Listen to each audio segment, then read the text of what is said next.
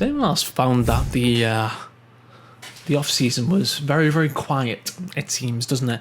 There wasn't really a lot going on. I mean, to be fair, it's the holidays, so to speak, so not everybody's involved in work, so these guys' work being playing Call of Duty, of course, hasn't necessarily been the main thing on the cards. Guys, I hope you all had a fantastic Christmas and a good New Year as well. I, for one, have put on about £7. All I've done is eat shit and drink even more shit. So, realistically, yeah, it's been a good Christmas. It's been fantastic. I eat a lot of food, but as I said, not a lot going on Call of Duty wise. But one thing I do want to talk about, which is probably the only thing that has actually gone on, is the little mini Rostermania that's been going on. Obviously, this is before the Pro League qualifier, which is in January 16th to the 20th.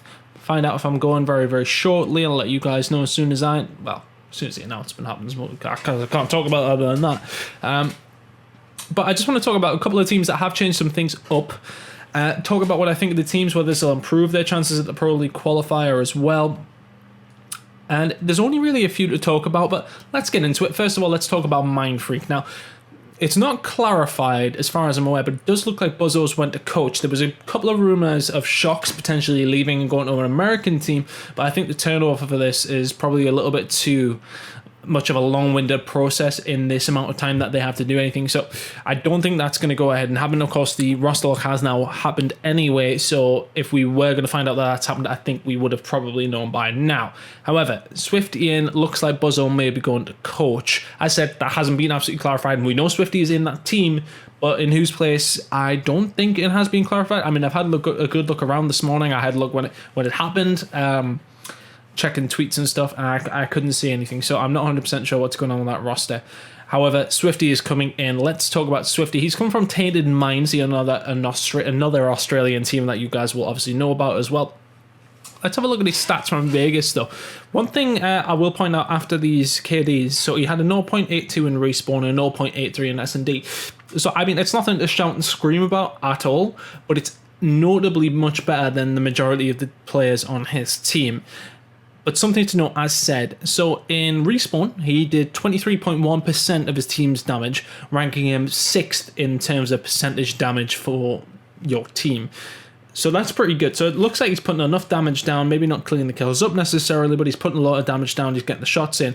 He had a 0.83 in S&D, but again with a very high team damage percentage at 27% this time. So 27% divided by the 5 people, I mean, it's quite a significant amount. So that puts him 3rd overall as well, and the only guys ahead of him, I can't remember who's second, but Luca on Mindfreak was 1st in that stat. So these two guys obviously putting enough damage down. Swifty coming in this one from a stats perspective probably doesn't hurt Mindfreak.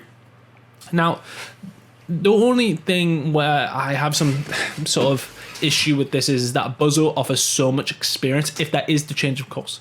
He offers so much experience in game. Yes, okay, the coaching role, if he is to slip into that, I'm sure he'll be fine at. But realistically, I think his leadership qualities and his experience would have been good to have at this event. This is the biggest event of the year for all of these teams as it goes. You know, you do or die in this event. You have to qualify Pro League. If you do not, you are not going to be in with the big boys up until champs. So it's a massive, massive event, and they've taken a little bit of risk here on Swifty. He's, of course, been in that team, that Tainted Minds team, and they've done okay occasionally, but I think it's a bit of a risk. We know that Buzzo has had a couple of issues the past couple of years keeping it up in terms of speed, but they did have a poor Vegas, as did Tainted Minds. It could work out, but realistically, if anyone was going to be a casualty from that Mindfreak roster, it was always going to be Buzzo. So him being dropped for Swifty, I'm on the fence about it, but I do think it could be a risk. Now, one team that I do like the changes that have been coming from on G2. Now, of course, this happened before Christmas, but we'll talk on everything as it has sort of played out over the holidays. So they have made a couple of changes. Facento and Ricky out. Lacefield and Methods are in. Now, absolutely, to me, this looks like an upgrade. I feel as if the players coming in are solid. I really do actually feel bad for Methods being dropped from FaZe, because that whole team underperformed, and he was maybe, again, used as the scapegoat. I don't think the guys on FaZe necessarily used him as the scapegoat, but he just seems to be the one that's getting the chop. Now, that's happened to him multiple times so far, but I feel like this is a team that he can slot into nicely. I feel like it's a roster that he can sort of applying his trade shine on as well. I think it's a decent enough team. So Lacefield also coming into this. He had a very good Vegas. I think he's let's what we do actually have his KDs 1.29 respawn. I think that put him pretty high. I think it was 5th or 6th, and a 0.97 S&D, which are great stats. Pittsburgh Knights and G2 finish in the same place. I think it was top 16. So I definitely feel that's an upgrade for G2. I think they've got a really solid chance of qualifying for the Pro League, but we will see. Pittsburgh Knights. Now, I'm actually not too sure what's going on with this roster. I've tried to ask around, like saying like what's going on, because of course they did lose players to G2. They lost Lacefield. I think Vicento might be slotting in there. I'm not 100% sure what's going on with this team. We've seen Theory left that team as well. So yeah, really, I haven't actually got a clue what's going on with this one, but we will keep you up to date if I find out. But right now, the roster lock, as far as I'm aware, has happened, and I don't know what's going on with them. So we keep an eye on that. Last team I want to talk about, this will probably be a short video, as you can imagine, FaZe. Now, I know this happened before Christmas, but I did want to talk about it. So, Methods was dropped, of course, as just said, as he's went to G2, and they picked up Cellium. Now, I just want to say, before I talk about Cellium, is that I don't really know a great deal about him. I put it this way, my CoD Gamepedia stats page has got more achievements than he has, and that tells you everything that you need to know about his information online. So, we can't really establish anything from that in terms of achievements and things like that. I mean, a lot of you guys who are American will know him better than I do. However, I'm not going to go into the whole aspect of how good he is, because I just really don't know. I'm sure he's very talented. That's why FaZe would have picked him up. However, I feel they have taken a humongous risk here. This is the biggest tournament of the year. It has the most on the line for all these guys. It basically determines whether or not Call of Duty is going to be your career this year, for the most part. Of course, there is the open bracket side where you can still do damage. However, for this team as a 5, this determines whether they're going to be in the Pro League. Now, don't get me wrong.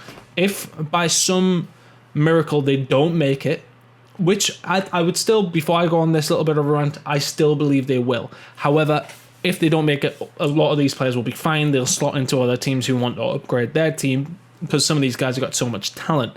But this is a guy who has not attended an official C2L event to play, of course.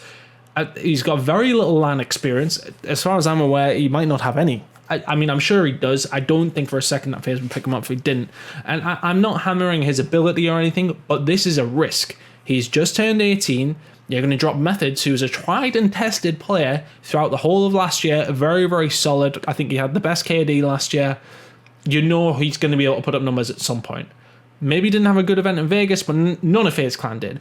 So they went and dropped a player who is established and has got plenty of experience for a guy that doesn't really have any. I just think that, okay, if they believe in the talent of Cellium, that's fair enough. But I don't think this is the time to make it. I think with Methods, that team would have qualified for the Pro League. I think they would have finished top 12. But the fact that they put him in here, it's a risk. Because so say that they go to Pro League and qualify, and then you can make changes. If they feel as if, it didn't go as well as they would have liked, then they can make changes. But I just feel this is a massive, massive risk. And there's so much pressure. I mean, this team have got high expectations on every single level. There'll be high expectations from the org itself. Fans have got massive expectations for this team, myself included. I'm a big fan of this team. We look at that roster and we think to ourselves, big names in there. You got Attach, Priestess, Zuma, and Replays, now joined by Cellium. So let's see how he does. But I think, if you look at it from the outside, he has a lot of experience to help him out. And I think a lot of you guys will probably be looking at this and be like, this is the argument we had about Dashi, that he didn't have the experience. But at least Dashi had some experience, and that was my only qualm with what Dashi going on Optic is. It was a big jump for him, but it worked out. He performed at a level that a lot of you guys expected him to, and played very, very well. But this guy never really is no jump to make. This is the jump, making the jump from not being on a solid team, not having any LAN experience, to FaZe Clan, who have to qualify for this Pro League. It's just, for me, I just think it's a massive, massive risk. He does have the experience around him to help him out, but the pressure of this event is huge. There's so much on the line, and he's going to be expected to perform. And I hope he does. Don't get me wrong. I would love to see FaZe in there. It's nice to see new names coming in and causing problems, but I just think this is not the right time to be making a big risky change like that. Guys, let me know what you think in the comments. As I said, I feel as if it's a big risk from FaZe. We'll see how it pays off. I said, let me know in the comments what you think of these roster changes. Did G2 do well? Who do Pittsburgh Knights pick up? Who are they picking up if you know? Mindfreak, is this the best choice for them? For me, that's a little bit of a risk too, but we will soon see. The Pro League qualifier is between the 16th to the 20th of January. Might see you there, might not, might be watching it at home as well. But guys, we'll catch you for some more videos very, very shortly. Hope you all had a good Christmas and New Year. The videos are starting again this week. Spitfire will be back at some point within the next couple of days as well, so keep an eye on that one. But we will see you for more videos throughout the week.